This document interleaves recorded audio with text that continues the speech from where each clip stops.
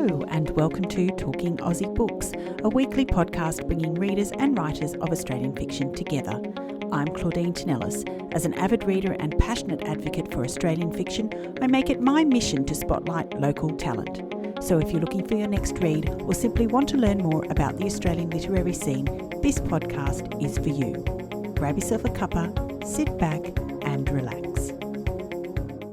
Listeners, the wonderful thing about hosting this podcast after the last several years has been the opportunity to witness the emergence of some brilliant Australian writers.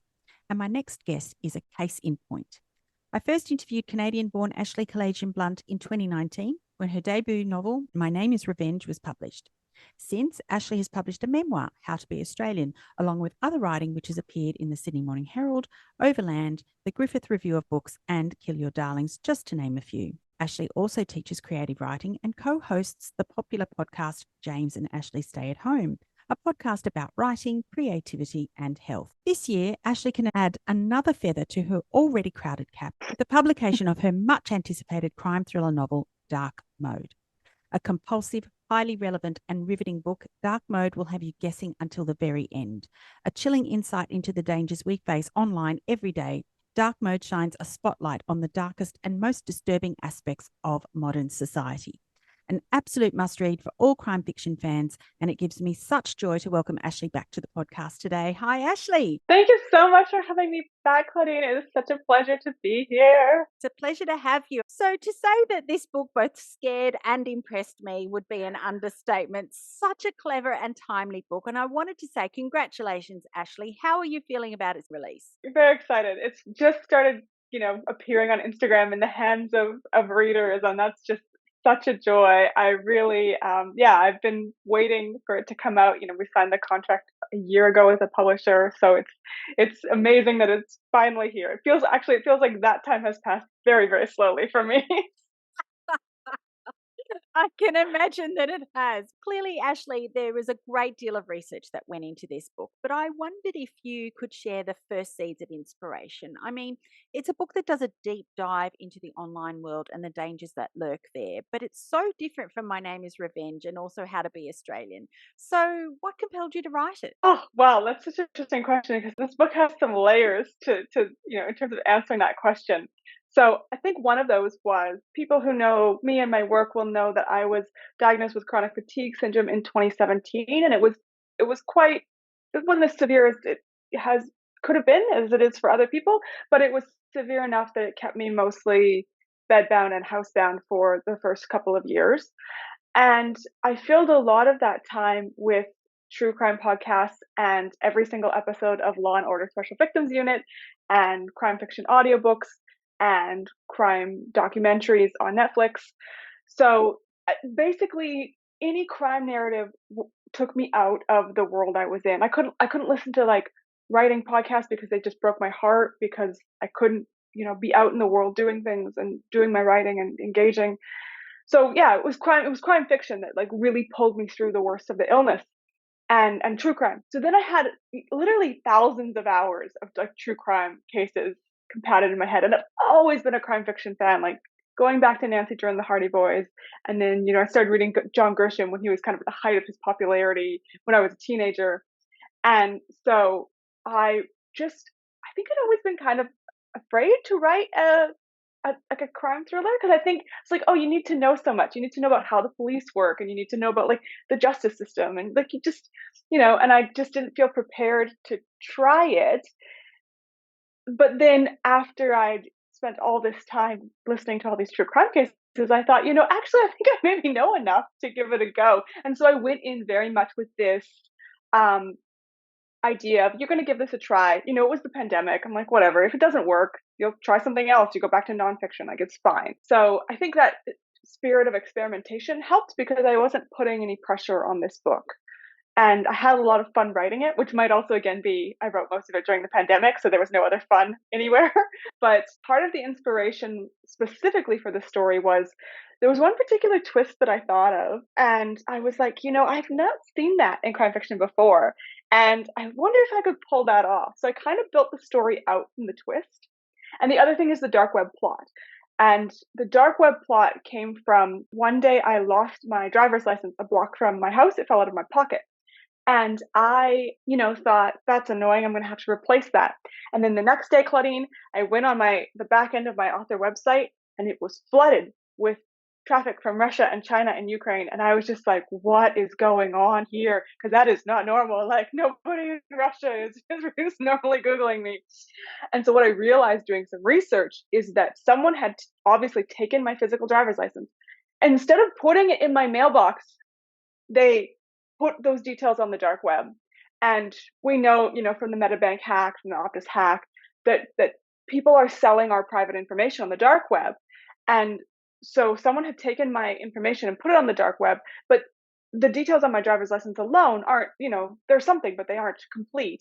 So I believe what was happening was that hackers who work in syndicates, so they work as a group, were trying to fill in other information about me, like my phone number, my email address, and thinking, oh, she may have, put some of that stuff on her website, which is very much why I don't put any of that stuff on my website. But that got me really interested in the dark web, and I started doing a lot of dark web research. So that's a long answer to your question, but there's other things as well. Like, we can talk about the Black Dahlia murder. There's so much in this book that just all the pieces sort of came together at separate times. I want to get onto the Black Dahlia murders for sure a little bit later. Obviously, very few people have read this book at this point in time. So with that in mind, I was wondering if you could tell us a little bit more about the story. Absolutely. So Dark Mode is a psychological thriller that explores the intersection of violence and misogyny online and in real life. And it tells the story of a Sydney garden center owner whose discovery of a murdered woman near her home makes her suspect that her secret past is catching up with her. Regan is our protagonist, and she's clearly, as you said, she's a garden centre owner. She lives on her own, clearly a trauma survivor.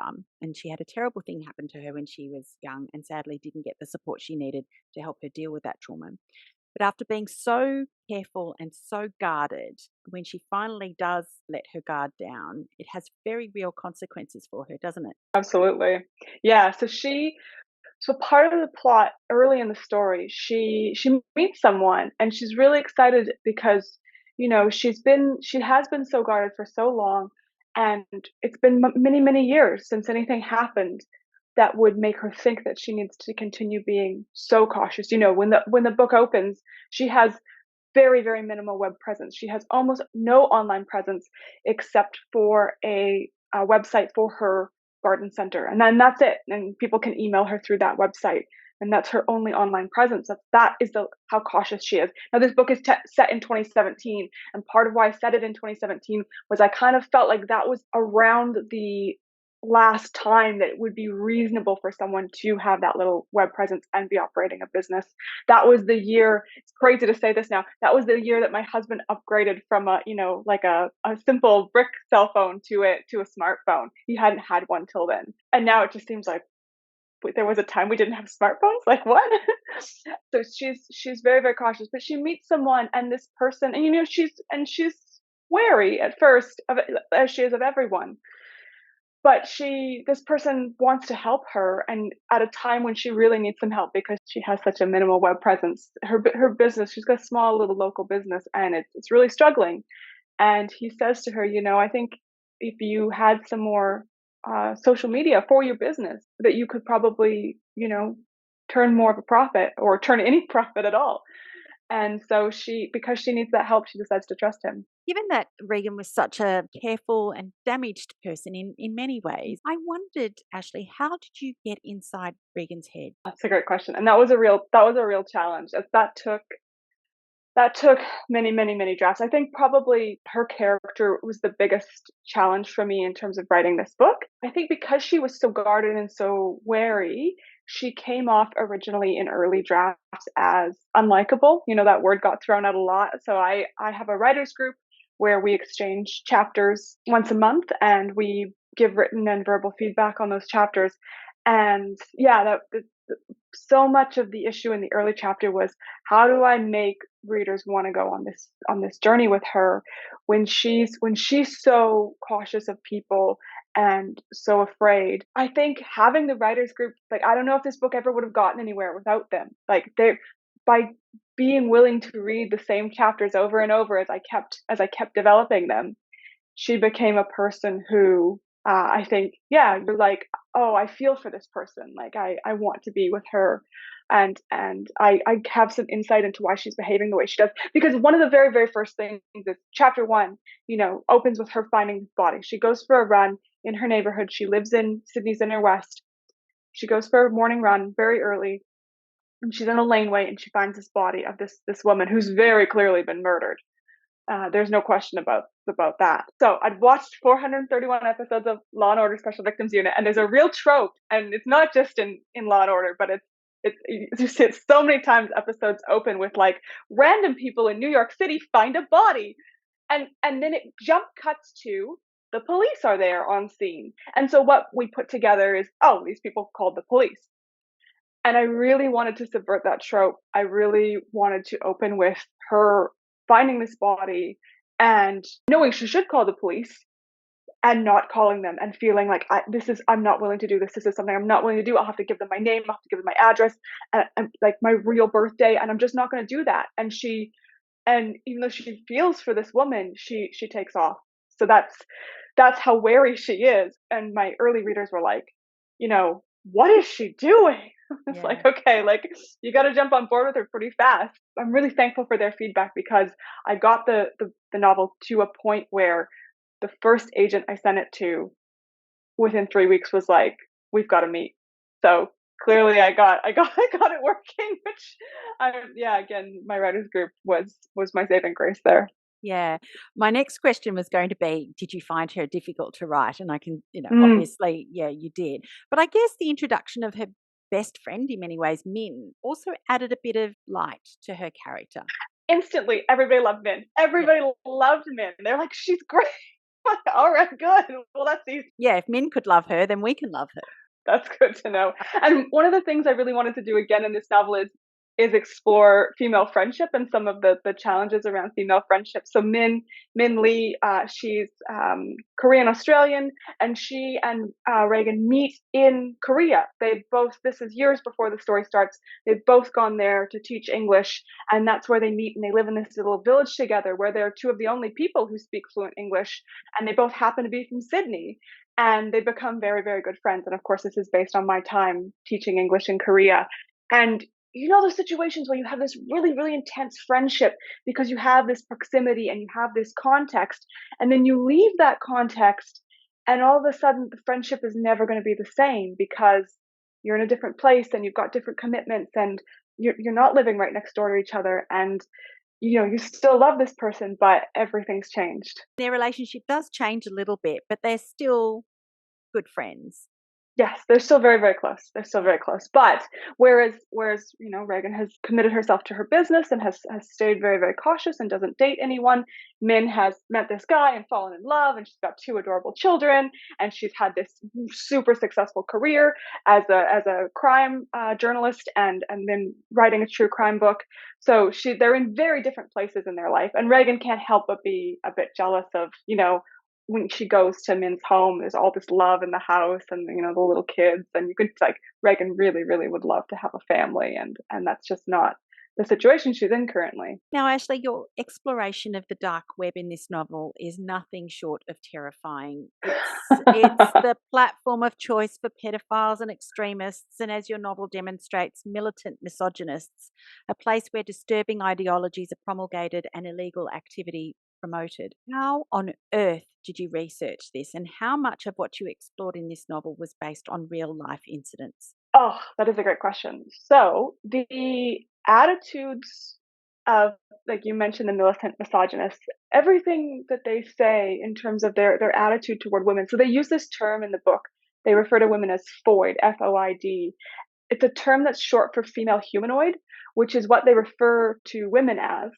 And it's basically a way of dehumanizing women, which is really interesting because my first book being about genocide, one of the phases of genocide, one of the things that allows genocide to happen is this dehumanization of a group.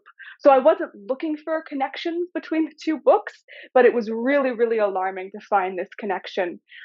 So yeah, these men who are part of this group, they use the term foid, and that's taken from real groups.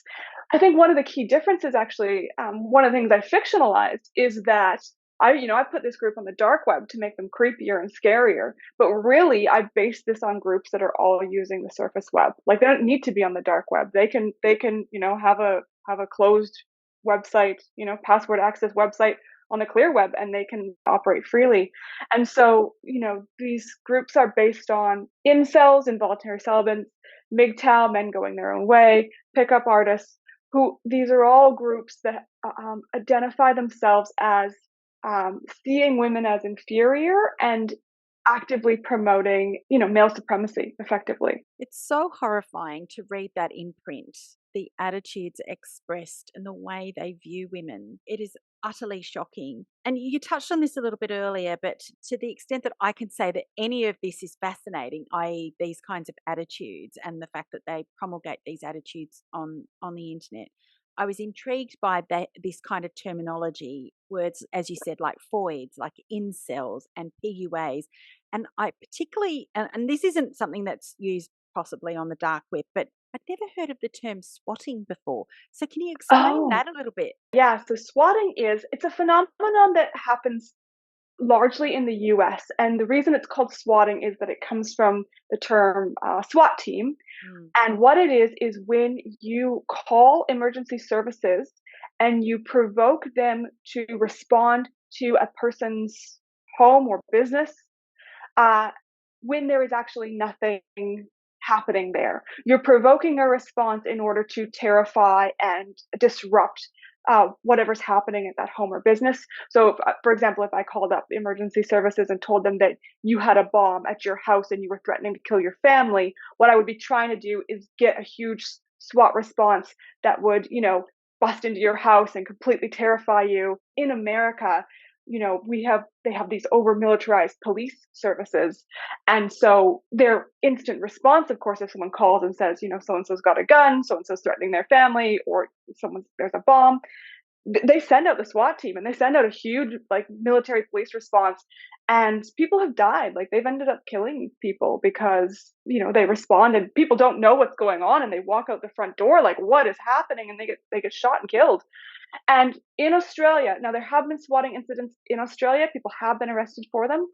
Generally, though, thankfully, our police response is not that extreme on an average day. And I talked to a cop about this, and he's like, "Yeah, if we got a call like that, normally we just send out a couple officers to like assess the situation first." And I was like, "That's the country I want to live in, not the country I want to write about." So, so I have used more of the American type of response. But yes, swatting comes from that SWAT term, SWAT team. Yeah. I understand there's been some high profile cases of swatting in the US too. Yeah, Tom Cruise, Rihanna, yeah, a whole bunch. It's a thing to do it to celebrities, and it's one of these things where, again, like these people online, generally speaking, men, will compete to see like what's the most high profile, successful swatting response they can provoke. So they do it to businesses, they do it to celebrities, and they're having a laugh about like what they're getting away with. And there's a great documentary on Netflix. Can't remember the name of it. It's about this guy who was like the most prolific swatter in the U.S. and just how the police ended up catching him. And yeah, he basically, you could pay him, you could go online on Twitter and you could pay him to swat someone you knew. Wow. Yeah. That's next level messed up. Really, that is. Yeah. It's a very particular criminal business model. With the rate of violence against women statistics, what they are in this country, this kind of toxic masculine underworld and the attitudes towards women expressed in these forums are really quite terrifying. And it begs the question, how do we deal with this? And why has it got to this? It feels like there's a war being waged against women. That is an excellent question. And I think that goes back to partly why I wrote the book, is because I think the first step is just more of us being aware of it, and more of us being aware that it is not just happening in dark corners on the internet that don't matter. Those groups, they're unfortunately very organized, and they have connections. So they're really, really toxic forums where you would look at what they're saying and be like, well, this is so outlandish. Like, obviously, like any rational person would reject this. But then they interface with these like sort of bizarre not-for-profit organizations that present a much more legitimate front, and they make up all these statistics about how, for example, men will almost never get custody of their children in a divorce because the courts are all stacked against men. Like, men will never get a fair deal in the courts, and they make up these fake statistics. But then, because they present a legitimate front, they get interviewed by the news media, and the news media will present their cases often without fact checking them. And then that discourse gets into our political system. So there's a relationship happening between these groups, and there's enough buffer between them that if we're not paying attention, we don't notice how these toxic ideas and extremely misogynist ideas are filtering up into our political system. And so the first step is more of us being aware of that and more of us being aware of what's happening. And I think then looking at, it's easy to blame the men involved and be like, why are you such a terrible person? But I think the bigger question is like, what is going on in our society that people are feeling so alienated that they're turning to this kind of attitude as a way of coping with their own lives. So I think there's big societal questions that we need to address. And the first thing is learning more about what's going on. And that's partly why I wanted to write this into dark mode. When I said that these groups are organized, it really meant they're very organized. And one of the things that they are doing is they're targeting teenage boys, and they're targeting them on places like YouTube and Instagram and TikTok. And they are actually, it's almost like a cult. They're looking to like entice them into their way of thinking, into way of their mindset when they're young and impressionable and probably a bit vulnerable as well. And one of the ways they'll start doing that is with humor. And so they'll have these sort of, misogynistic, sexist jokes. It's sort of presented as like, oh, haha, it's all silly, it doesn't matter. But it's sort of a gateway to this thinking. So I think, for parents, especially parents of teenage boys, being aware of this and proactively talking to them about it is probably one of the most important things. One of the other fascinating threads of this book, as you mentioned a little bit earlier, is the Black Dahlia murders. I never know whether it's Dahlia or Dahlia, but anyway, whichever way you say it. I think it's a British-US thing. I say Dahlia, but... So, Ashely, tell me why this case piqued your interest. Okay, so like I said, I had spent a number of years listening to many, many, many true crime cases and kind of like know all the big profile cases, I think. And then someone on one of these podcasts made a comment about the Black Dahlia murder being the most infamous unsolved murder in the US. And I was just like, well, I've never heard of that. And so the Black Dahlia has been a case that has piqued a lot of interest for 70 something years now. Her name was Elizabeth Short, and she was murdered in Los Angeles in 1947. So this is a long time ago. And there's still movies and TV shows being made. This TV miniseries, I Am the Night, with Chris Pine, came out only a few years ago, was centered all around this case. And part of the theory of why this case has sustained so much public interest is that nickname is just like so memorable. Like, you hear it once and you're just like, oh, what's that about? Elizabeth Short was a woman. She had a very, very pale face and this head of dark, wildly curly hair, like just gorgeously curly hair.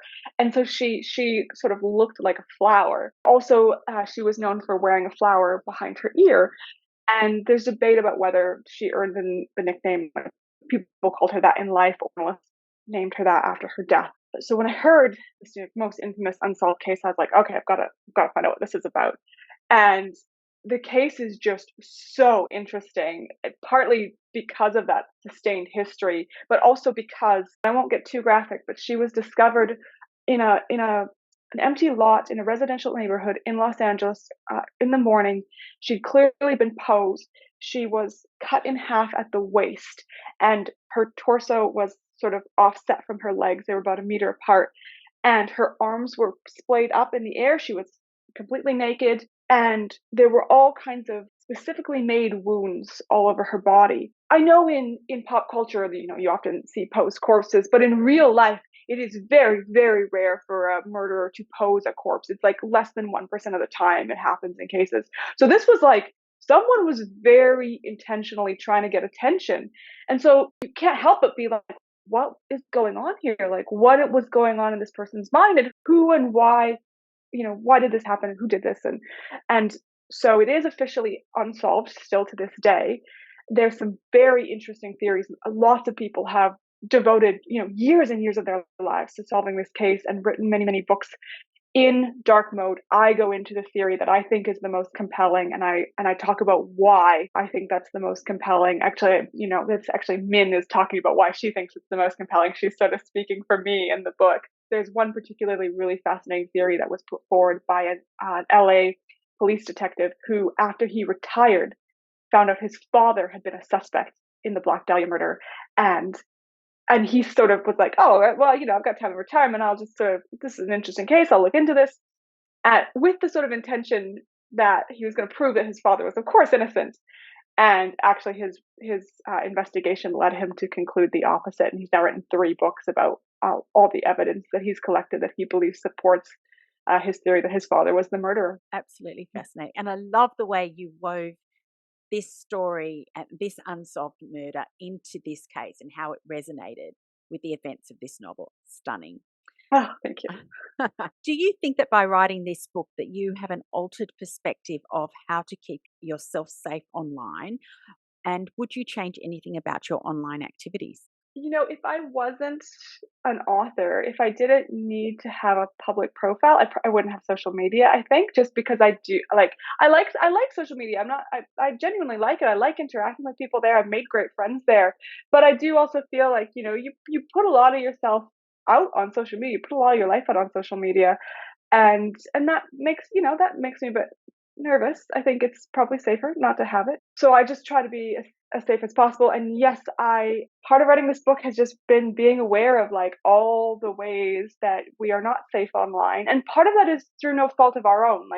Our systems are digitized now. So with the Optus hack and the Medibank hack, we don't have control over how our information is saved by corporations. And actually we need better laws. We need much stricter laws about that kind of security. We can't look after that as individuals. There are things that we can do, such as change our passwords. And it's been interesting because since writing this book and starting to promote it, I've been talking to friends about, their sort of online security. And I was talking to one guy, and he's late 30s, early 40s, and he was telling me about how his Spotify premium account, he can see in his account details that there are people listening to it in Russia and Argentina. And one of them was listening to it while he was trying to listen to it. And they kept trying to change the song he was listening to the rap version of Baby Shark, which is just brilliant. I said, oh, have you changed the password? And he said, oh, yeah, I got to do that. Then he tells me he only has one password. And I was like, dude, that one password is clearly on the dark web. You're telling me that you use the same password for Spotify as you do for your bank account? And he was like, yeah, I should change it. You should change it right now. Get up from dinner, go to your computer. What are you doing? Our passwords are definitely on the dark web. And once they're there forever, which is why we need to regularly change them, which is why we need a password manager. And the friends I was with said, well, I don't use a password manager because I feel like that's the first thing that's going to be hacked. And I could understand that attitude, but you're still safer if you have a password manager with a really complex password. You need to memorize at least one really complex password. It should actually be a passphrase. It should be at least 16 characters. Set that up. Now, my password manager did get hacked, and they sent out a very detailed email explaining the hack, and they said, so they've sort of hacked our encrypted data. As long as your password was sufficiently long enough and complex enough, it will take them at least 1,000 years with current technology to break into your passwords. So you don't panic. You don't have to go change all your passwords. We recommend obviously changing your login password now. They said if you had a simple password though, go change all your passwords. But I just regularly make it a practice now to change my passwords pretty often. Because with the password manager, that makes it super easy. What I do is when I go to a website with a password, I'll just click forgot password, automatically resets it. Then my password manager automatically puts a new password in, automatically saves it for me. It's super complex. So that's one of the things that I do to try and keep myself as safe as possible. Yeah, fantastic. Some really terrific advice in there. I was just writing down some tips. 16 characters. And I personally, I don't know, I have 3 passwords that I memorized. My password manager, my bank account, and my email, which is my Google password. So those are the 3 that I'm like, okay, I'm not saving them anywhere. They're 16 characters, they're complex, they've got symbols and capital letters and everything. And I just use phrases. I use phrases from my life that I say often. Ashely, you've come a long way in your writing journey since we first chatted in 2019. And despite suffering bouts of chronic fatigue, as you mentioned earlier, you've managed an incredible output of creative work, both in the fiction and non-fiction space. So I wanted to ask you, what's your secret, and what tips would you offer to writers out there who are looking to get published? I have so many tips, and writers, if you're looking to get published, you can go to my website. I've got like just tons of tips there. I teach writing, and I really love writing. I love the craft of writing, and I get really excited about writing. But one of my key tips is have a good writers group. So going back to what I said before about how I feel like, I could have spent years going in circles with this manuscript if I didn't have a good writers group. And when I say a good writers group, what I mean is one where you're giving informed critique, like informed feedback. So that means the people in the group need to be actively engaged in improving their craft and studying craft. So like I actually have 2 writers groups where we exchange feedback now. And one of them, when I set it up, I said, everybody needs to know narrative structure. Like we need to be able to talk in an informed way about narrative structure. So if you're coming into the group and you don't know it, the condition of you coming into the group is I'm going to teach it to you. And it's just been amazing seeing people come into the group and just seeing their writing improve just vastly, like with each month, with each submission. So I think that camaraderie and support is really key. And then of course the question is, where do you get a good writers group? Well, it can take some time to form one, but if you're a member of your state writers organization, your state writing center, like Writing New South Wales, Writers Vic, for example, they organize writers groups, and you can go to events, network, find other writers to set up your own writing group, and if you try a couple and they don't work for you, that's okay. Just keep going. It took me a few years to find a good one. Terrific advice. Thank you so much for sharing. Now, I know I'm speaking to you slightly ahead of publication of Dark Mode in Australia, and no doubt you have some already heady months ahead on the publicity trail. But can I ask you what's next on your publication horizon? I am on a 2-book contract, which is really exciting. So my next book is coming out in early 2025, which is a weird number to say, but it's coming apparently. I'm in the midst of that book, and I can tell you that it is not a sequel to Dark Mode, but it's very much in the same veins. It's going to be same atmosphere, same themes. And it is set though in Winnipeg, Canada, which is the city, if anybody's read How to Be Australian, you'll know that's the city that I fled from because the winters were minus 40 degrees Celsius. And so I wanted to set a book in a minus 40 degrees Celsius winter. So I've been doing a lot of research about Winnipeg. So the main character in this book is a Winnipeg city tour guide. And so she knows everything about the city. And it's like a city of less than 1 million people. It's such a strange little city. And I'll just tell you one quick fact about Winnipeg that just blew my mind. So in February 1942, Winnipeg staged a full-scale Nazi invasion of itself. Why? I love your face. That was amazing. So basically, they had 3,000 troops engaged in a mock battle north of the city. The Nazi uniforms were all shipped up from Hollywood. The Nazis, quote unquote, won the battle. They came into the city. They arrested the premier and the mayor, and they sent them to concentration camps. They then renamed the city. They renamed the main street after Hitler. They had a big parade up the main street. They republished the city paper in German, and it was all Nazi propaganda. They went into restaurants and they kicked out the patrons. They went onto buses and they demanded ID papers. They had a book burning. And all of this was to raise money for war bonds. They wanted to, so the citizens had been forewarned that this was happening. This was very, very well orchestrated. And just the level of commitment of all these different organizations working together, I think it's just extraordinary. They raised $65 million in 1942 money in war bonds for the effort. And it was because they wanted to show, Canada was so far removed from the war, didn't have like social media like we have today. So they didn't have that sort of like what is actually going on and what is this really like for people. So they wanted to show like the citizens, like this is what's happening to people in Europe right now. And interestingly, it happened on the same day that the Japanese bombed Darwin. So just interesting coincidence there between Canada and Australia on that day. Fantastic. Well, it's not fantastic, but I mean, it's a bit bizarre, but It's a strange city. This is my point. Is it's a strange city, and I'm excited to show people how strange it is. thing is how you brought it up. Where did the money come from? Where did the $65 million come from? Oh, that's like citizens donate, like so not donated. They bought war bonds. This was all a publicity effort to like get people to buy war bonds, and it worked. Like people were like, "Yes, Throwing we are money gonna." Yeah, exactly. Okay, well, there you go. Well, I'm very intrigued now. Guess I'm going to have to wait till 2025 to read that. Start counting down. So if listeners wanted to connect with you or learn more about you and your books, how can they do that? I have a website, ashleykalagianblunt.com. And of course, I am on social media, so you can find me. Instagram is the best. I'm on Instagram. You can find me on Facebook. You can find me on Twitter. And I would love to hear from you. I love hearing from readers. I love chatting about books. Ashely, I'm so impressed with Dark Mode. I have no doubt it will be flying off the bookshelves in months ahead. Congratulations once again, and thank you for joining me on Talking Aussie Books today. Thank you so much for having me, and thank you for all the work you do supporting Australian authors. Claudine, you're a marvel. That's a wrap, folks. If you enjoyed this podcast episode, please drop me a line via my webpage at claudinetinellis.com, via Instagram, Facebook or Twitter. Alternatively, consider leaving a review on Apple Podcasts, Spotify or Google Podcasts. Until next time, happy reading.